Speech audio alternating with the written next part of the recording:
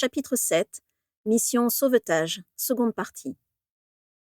Alors que Fergus et Vera buvaient le polynectar d'un trait, la montre de Daisy s'assombrit encore et se mit à vibrer. Il n'y avait plus de doute. Les mange-morts se rapprochaient d'eux, et à toute vitesse.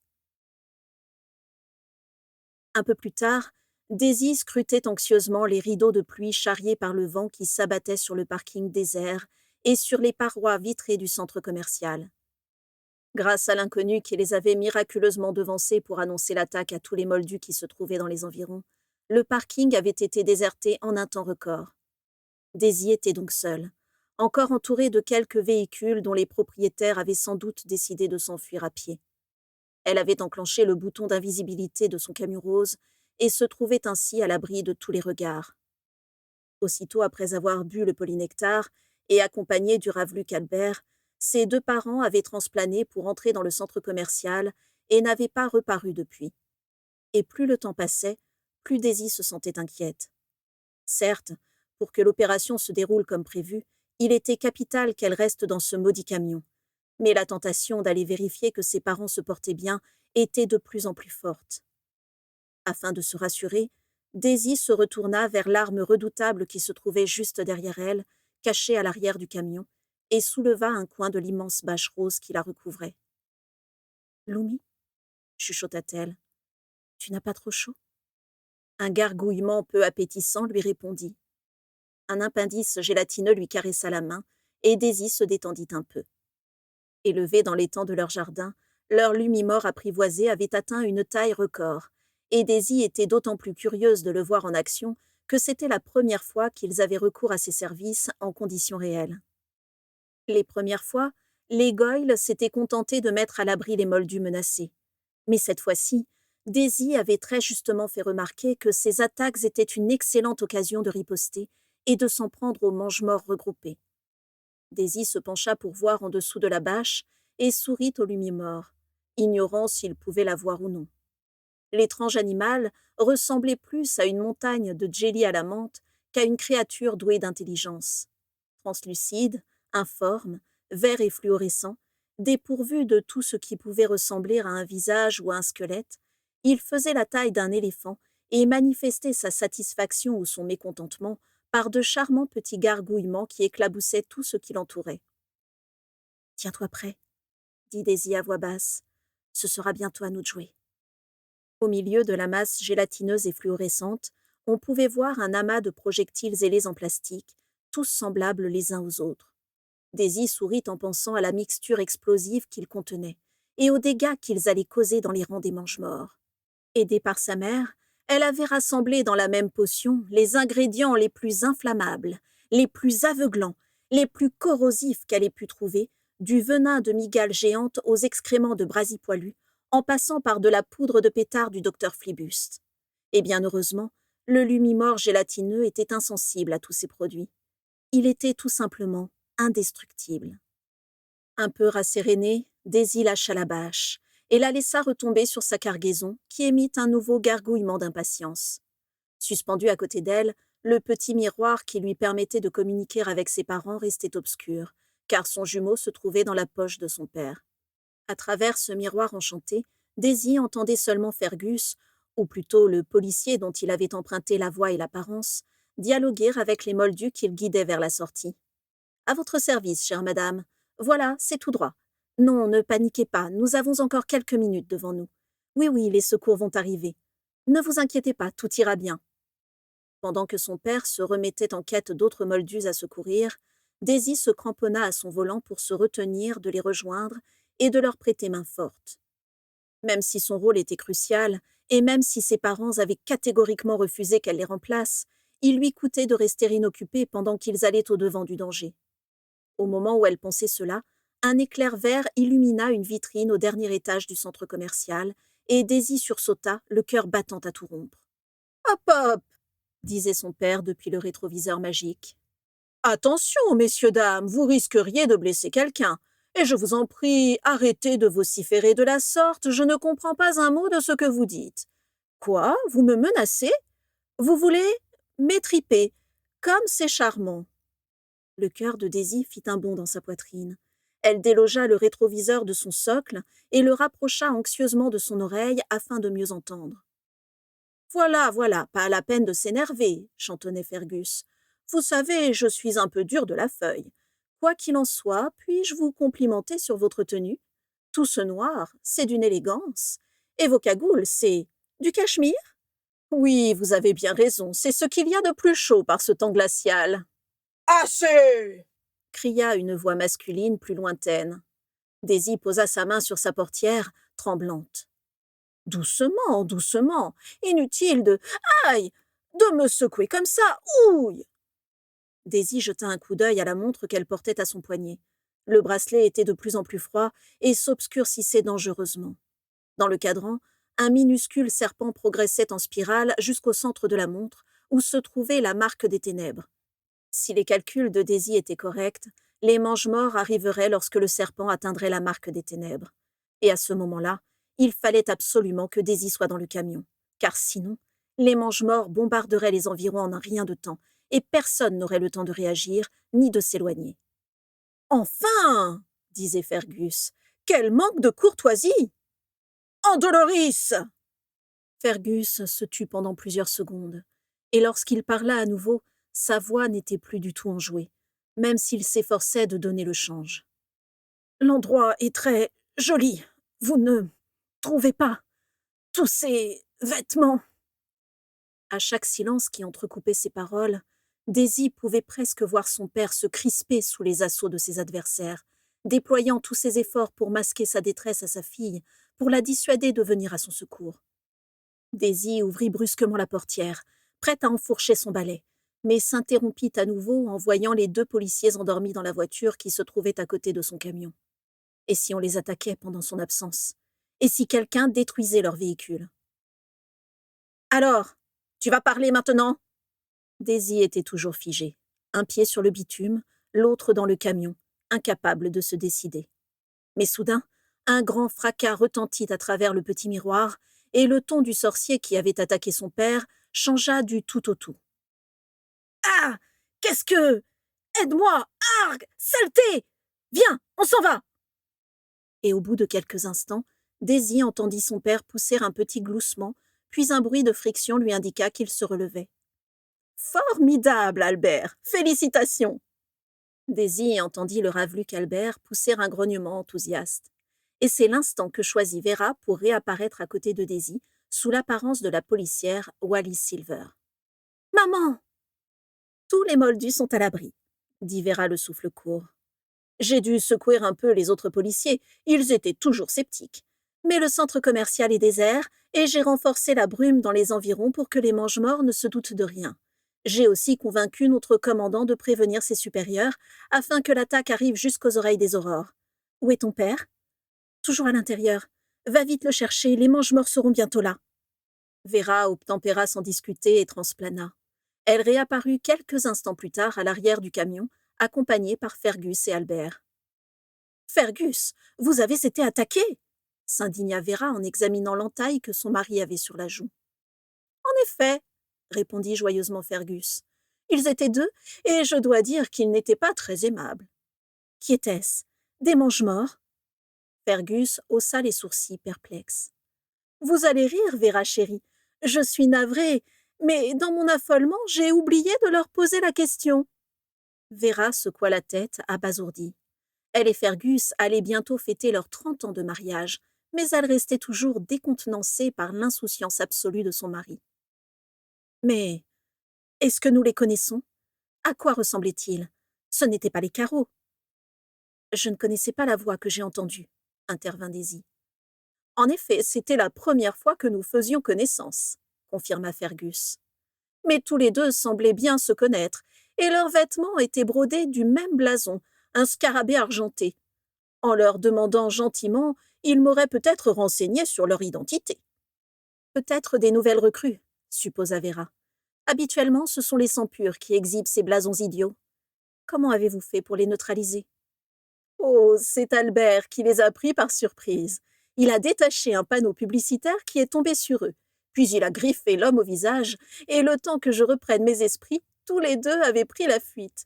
Vraiment, ce Raveluc est un petit génie. » Sur l'épaule de Fergus, Albert bombait fièrement le torse.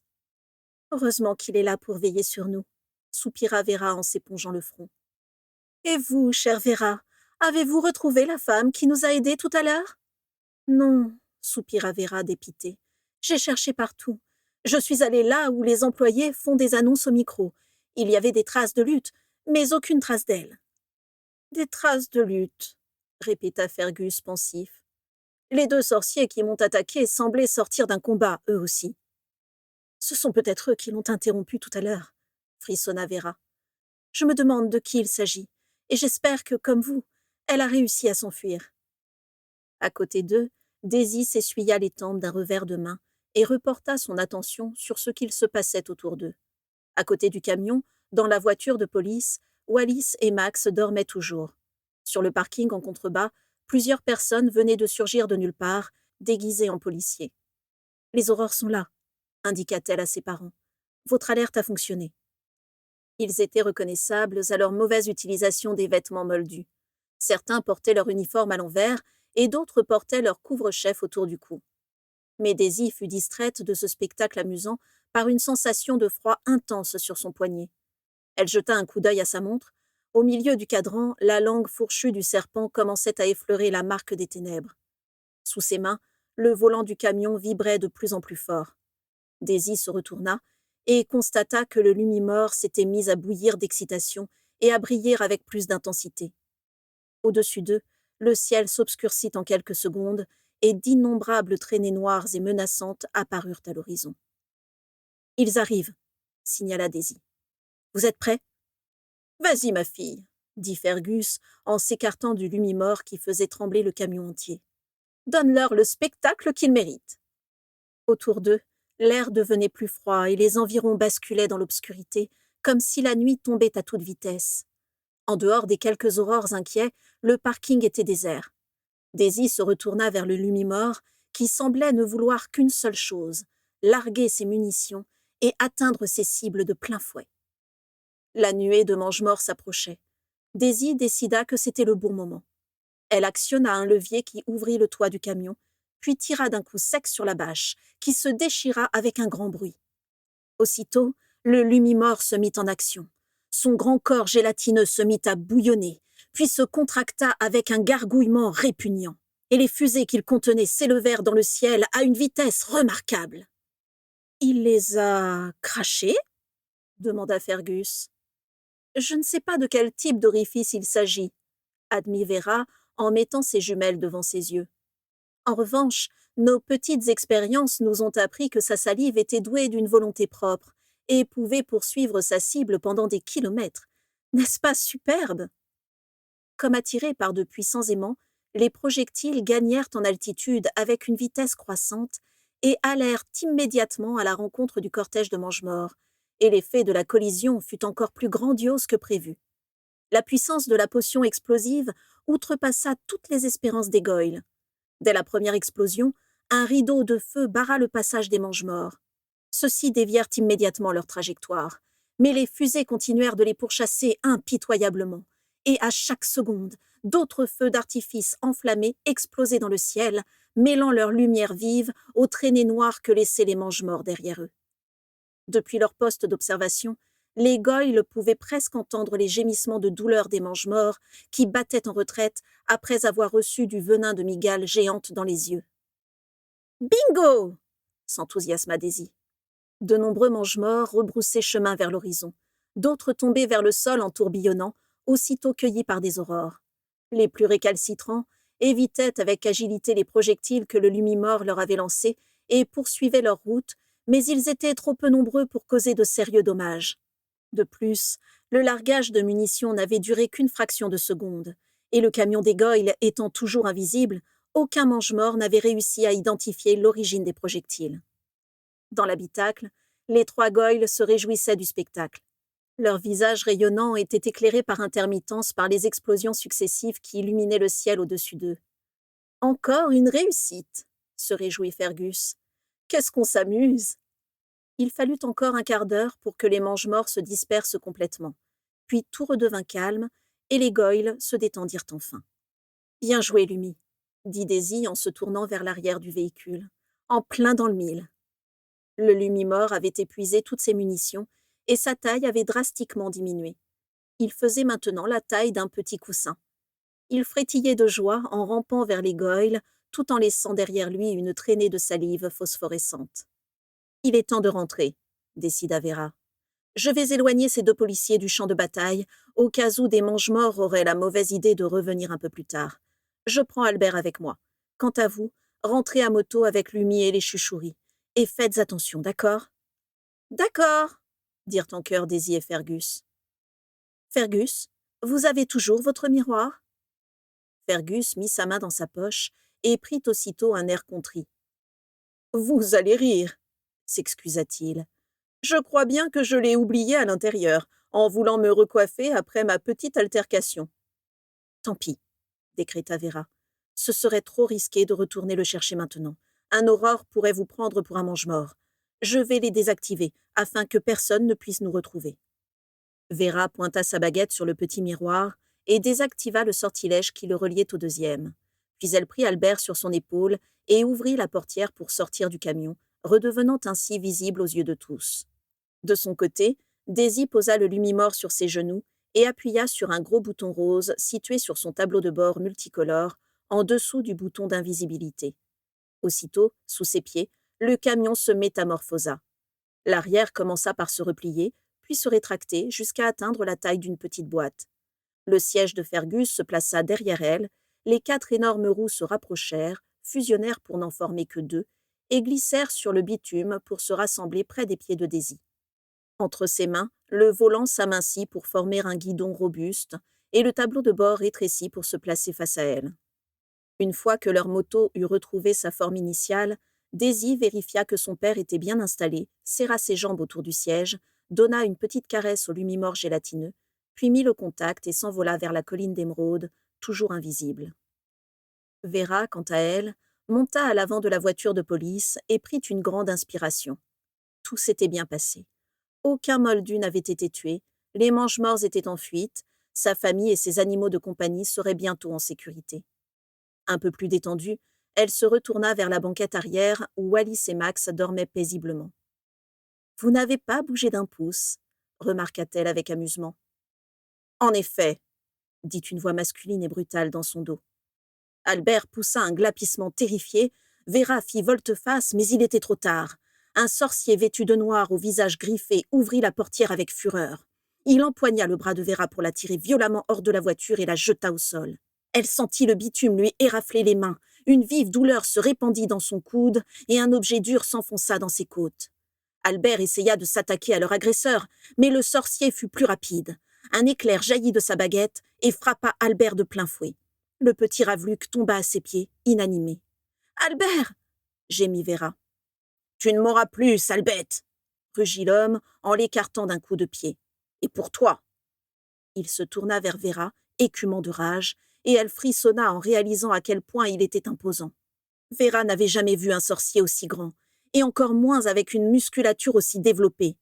Il devait mesurer un peu plus de 2 mètres et peser un poids tout aussi impressionnant. Il était vêtu de noir, et Vera était certaine de ne l'avoir jamais rencontré auparavant. Une femme se trouvait avec lui. Tous deux étaient habillés du même tissu sombre et coûteux, brodé du même scarabée argenté. « Qui êtes-vous » haleta Vera. « Qui vous a engagé ?»« Tais-toi et donne ta baguette à ma femme » répondit l'homme en désignant sa compagne. « Et pas d'embrouille, ou bien je tue immédiatement les 2 moldus dont vous avez pris l'apparence. » Joignant le geste à la parole, il pointa sa baguette sur la voiture où dormaient les 2 policiers. Vera regarda autour d'elle catastrophée, mais elle ne vit personne d'autre. La plupart des aurores avaient quitté les lieux, emportant des prisonniers avec eux.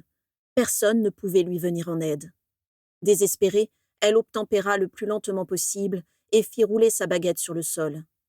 La femme ne disait rien, mais cela la rendait encore plus effrayante. Son visage était hermétiquement fermé et son regard de fureur pure semblait vouloir transpercer Vera. Sa manche gauche était déchirée. Sur son avant-bras ensanglanté, il n'y avait aucune trace de marque des ténèbres. « Vous n'êtes pas des mange-morts, » remarqua Vera. « Mais alors ?»« Pas encore, » rugit l'homme, faisant sursauter Vera. « Mais ça ne saurait tarder. » Il marcha droit sur elle, hors de lui. Quand ils verront que nous t'avons attrapé, ils n'auront pas le choix, siffla-t-il. Et nous, les Warrington, serons enfin considérés comme de véritables sang purs. Pas vrai, Alamira ?» Vera essaya de rassembler ses pensées, malgré la panique qui menaçait de nouveau de l'envahir. Warrington. Cela lui disait bien quelque chose, mais elle n'avait pas le temps de s'y attarder. Il fallait trouver une solution, et au plus vite. Elle pouvait bien transplaner, mais alors les 2 policiers seraient en grand danger. Ce dénommé Warrington semblait violent et cruel. Il n'hésiterait certainement pas à les tuer. Non, ce n'était pas envisageable de les abandonner ainsi, sans défense. « Alors » exhorta Warrington en se penchant sur elle. « Pour qui te prends-tu pour croire que tu allais déjouer les plans du Seigneur des Ténèbres en te déguisant en moldu? Tu as vraiment cru sincèrement que tu allais y arriver? Tu es comme cette pauvre fille avec son annonce au micro. »« Où est-elle » demanda vivement Vera, de plus en plus effrayée. Warrington éclata de rire. « C'est sans doute elle que vous cherchiez tout à l'heure, » dit-il avec un sourire sinistre. « Vous n'aviez aucune chance. Je l'ai trouvée avant vous. » Elle a à peine eu le temps de finir sa phrase. Derrière lui, sa femme poussa un ricanement moqueur qui fit frissonner Vera. « Et maintenant tu vas me dire qui t'es, » poursuivit le sorcier. « Sinon, Andoloris !» La douleur que ressentit Vera à ce moment-là dépassait tout ce qui était imaginable. Elle avait l'impression que des milliers d'aiguilles chauffées à blanc lui transperçaient la peau, que l'intérieur de son corps s'était mis à bouillir, qu'une énorme enclume l'écrasait de tout son poids, et tout ceci simultanément. Elle voulut crier, mais le souffle lui manquait. « Réponds !» ordonna l'homme, tout en agitant sa baguette sous son nez. « Je vois bien que tu as pris l'apparence de cette saleté de moldu, et malheureusement il n'existe pas d'antidote immédiat, mais bientôt la potion cessera de faire effet, et alors je saurai qui tu es, et j'en déduirai sûrement qui sont tes complices. »« Je m'appelle Wallis Silver, » hoqueta Vera. « Menteuse! Andoloris !» À nouveau, la douleur indescriptible la cloua au sol. Vera retomba en arrière et sentit à nouveau un objet dur s'enfoncer dans ses côtes, exactement au même endroit. Sonnée, elle mit quelques instants à comprendre que l'objet en question se trouvait dans la poche de sa veste. Sans qu'elle ne sache pourquoi, ses pensées la portèrent vers un passé proche, juste avant l'attaque. Elle parlait avec Daisy. Elle était à côté de Fergus et tous les 2 discutaient en riant. Peut-être qu'elle ne les reverrait plus, ni l'un ni l'autre. Au-dessus d'elle, Warrington continuait de vociférer, mais Vera ne l'entendait plus. De quoi avait-il parlé déjà? De ces horribles poupées moldues. La douleur rendait ses pensées difficiles à suivre. Elle voulut fermer les yeux, mais le sorcier la secouait comme un prunier et la forçait à le regarder pendant qu'il continuait de crier. Et avant ça, de quoi d'autre avait-il parlé avec Fergus?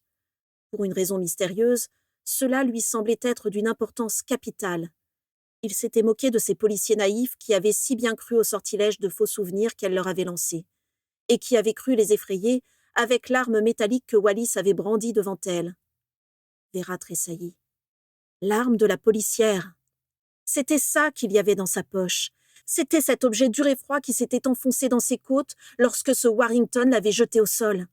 Vera ne savait pas ce que c'était, mais vu comme Wallis Silver avait été confiante en pointant l'arme sur elle, puis surprise lorsque Vera n'avait pas scié, l'arme devait être puissante.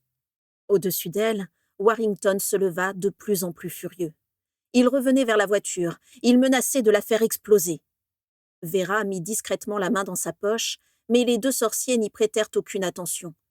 C'était là une faiblesse qu'avaient en commun tous les sorciers, la méconnaissance absolue des mœurs moldues et l'absence totale de considération pour leurs différents équipements. À leurs yeux, elle était dépourvue de baguette et ne représentait donc plus aucune menace. Comment Wallis avait-elle tenu son arme? Oui, comme ceci exactement. Derrière les 2 sorciers, sur une affiche publicitaire, 2 personnages se battaient avec une arme qui ressemblait à s'y méprendre à celle de la policière. Par leur manière de les tenir, Vera en déduisit que l'équivalent d'un sortilège devait jaillir par le petit trou rond qui se trouvait à l'extrémité de l'arme, et ils avaient l'index crispé sur ce qui devait être le déclencheur. Tout en tâtonnant dans sa poche, Vera serra les poings. Si l'arme parvenait à étourdir son adversaire pendant quelques secondes, elle pourrait lui donner l'occasion de le neutraliser et de s'échapper. « Tu l'auras voulu !» rugit Warrington, sa baguette toujours pointée sur les 2 policiers endormis dans la voiture. Avada Ke !» Vera se redressa brusquement, tendit le bras vers le sorcier et appuya sur le déclencheur. Elle laissa aussitôt échapper un cri et lâcha l'arme, surprise par la puissance de la détonation produite par un objet si petit et dépourvu de magie. Elle regarda sa main engourdie, soulagée de la voir indemne, puis elle leva les yeux vers les deux Warrington, mais il n'y en avait plus qu'un. Non loin d'elle, Alamira Warrington s'était figée de stupeur. Ses yeux écarquillés d'horreur fixaient son mari étendu sur le sol, la poitrine ensanglantée et le regard vide. Vera regarda l'arme moldue et comprit qu'elle venait de tuer quelqu'un. Elle hésita un instant entre s'excuser et s'enfuir à toutes jambes, mais elle n'eut pas le temps de se décider. Une pluie de sortilèges s'abattit sur Alamira Warrington et elle fut neutralisée à son tour. Vera s'empressa de récupérer sa baguette, qui avait roulé sur le sol. Elle tendit le bras vers Albert et l'attira contre elle, immensément soulagée de constater que son petit Ravluc respirait toujours. Puis, usant des dernières forces qui lui restaient, elle rampa sur le sol jusqu'à la voiture la plus proche, afin de se cacher aux yeux des nouveaux arrivants. En un instant, 5 aurores atterrirent autour de la voiture de police. 3 d'entre eux se saisirent d'Alamira Warrington et transplanèrent vers une destination inconnue. 2 autres restèrent sur place pour examiner les lieux, baguette en main. Vera reconnut Alastor Maugrey et l'un de ses collègues, Tiberius Friedels. Adossée à une voiture à quelques mètres de là, elle se fit aussi discrète que possible et dissimula Albert dans sa veste. Sans la voir, Maugrey marcha à grands pas vers la voiture de police. Il regarda à travers la vitre et constata que les 2 policiers ronflaient paisiblement. « Ces 2-là ont seulement été endormis », signala-t-il. « En revanche, celui-là est bien mort », dit Friedels en se penchant sur Warrington. Vera était en train de se demander comment elle allait s'y prendre pour rentrer chez elle avant de s'évanouir, quand elle croisa le regard d'Alastor Maugrey. L'Aurore examina en un instant sa tenue de policière, son visage identique à celui de la femme moldue qui se trouvait dans la voiture, la baguette qu'elle tenait dans la main, puis l'arme moldue qui se trouvait à ses pieds. Et il sembla aussitôt comprendre tout ce qui venait de se passer. À côté de lui, Friedels aperçut Vera à son tour et pointa vivement sa baguette vers elle. « Mais c'est ça, idiot !» dit Maugrey avec brusquerie. « Regardez, c'est elle qui a sauvé les 2 moldus, et tous les autres avec, je parierais. » Vera lui sourit difficilement, indifférente à la migraine atroce qui lui perforait le crâne. « On peut dire que vous avez du cran, » marmonna Maugrey à l'intention de Vera. Vera essuya d'un revers de main le sang poisseux qui dégoulinait sous son nez. Maugrey désigna l'uniforme moldu qu'elle portait, maculé de taches rouges sombres. « On vous emmène faire un tour à Sainte-Mangouste ? En toute discrétion, bien sûr. » Vera secoua la tête. Quelques fourmillements sur son visage et dans le reste de son corps lui indiquaient que l'effet du polynectar touchait à sa fin. Elle porta une main à son ventre et constata qu'Albert était toujours blotti contre elle, évanoui dans sa veste. Elle se concentra pour transplaner, mais rien ne se produisit. Elle avait l'impression de vouloir escalader une paroi infranchissable, de se heurter à un mur de béton. « Allez, vous allez y arriver », l'encouragea l'Aurore, tout en restant à distance. « Vous avez bien mérité un peu de repos. » Vera hocha la tête et réussit à se concentrer un peu plus intensément. Elle eut à nouveau l'impression de passer à travers un tuyau de plomb très étroit, impression d'autant plus désagréable qu'elle dura plus longtemps que d'habitude. Enfin, elle se sentit décoller poussivement du bitume, puis l'étreinte écrasante du transplanage la libéra et elle atterrit assise sur le lit qu'elle partageait avec Fergus, comme s'il ne s'était rien passé. Autour d'elle, tout était calme. Dans leur immense chambre aux murs oranges, rien n'avait bougé. Une lumière douce filtrait à travers les plantes colorées qui poussaient devant les nombreuses fenêtres. Vera pouvait entendre monter de son jardin la clameur imperturbable et apaisante de tous les animaux qui y habitaient et le bruissement léger des plantes qui poussaient à toute vitesse sous les pattes de ses ravlucs.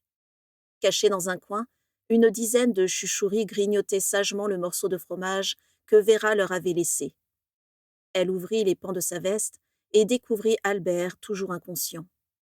Elle palpa chacun de ses membres, ses 2 ailes vertes, et constata avec un immense soulagement qu'il n'était pas blessé. Elle l'allongea donc soigneusement sur le lit en luttant contre le tremblement de ses mains et plia la couverture pour le couvrir. Ensuite, elle voulut se lever afin de guetter l'arrivée de Fergus et Daisy, mais ses jambes étaient vides de toute énergie. Elle parvint à se redresser au bord du lit, mais retomba aussitôt à genoux sur l'herbe mauve qui recouvrait le plancher.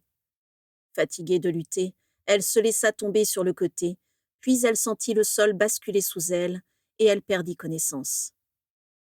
À plus de 100 kilomètres de là, à côté d'Alastor Maugrey, son jeune collègue Friedels était médusé.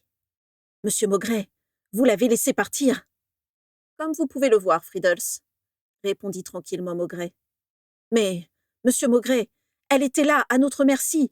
Nous aurions pu découvrir son identité. »« Et à quoi bon ?» le coupa sèchement l'Aurore. « Pour que vous la révéliez au premier mange-mort qui vous soumettra au sortilège de l'Imperium, ou à tous vos amis pour vous faire remarquer à la pause déjeuner ?»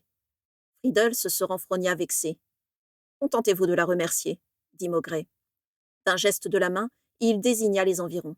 « Rien qu'aujourd'hui, cet agent double a sauvé bien plus de personnes que vous ne pourrez jamais en rêver. » Dans le ciel, tous les mange-morts avaient disparu, soit arrêtés, soit grièvement blessés par le savant mélange dont les Goyle les avaient arrosés. Quelques dommages matériels étaient à déplorer, mais il n'y avait aucune victime. Les nuages s'étiolaient lentement, et un rayon de soleil timide éclaira les carrosseries des voitures et la zone industrielle désertée. À l'intérieur de la voiture de police, Wallis Silver et Max Smith émergeaient lentement. « Qu'est-ce que...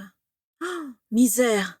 gémit Wallis en découvrant le parking désert et deux voitures qui brûlaient non loin d'eux. « Que s'est-il passé ?»« On nous a piqué nos uniformes !» gémit son collègue. « Le chef va nous tuer !» Alastor Maugrey les considéra d'un œil amusé et fit quelques pas vers eux. « Mes pauvres amis, le choc vous a fait perdre la mémoire, » leur lança-t-il. « Mais croyez-moi sur parole, vous avez été héroïques.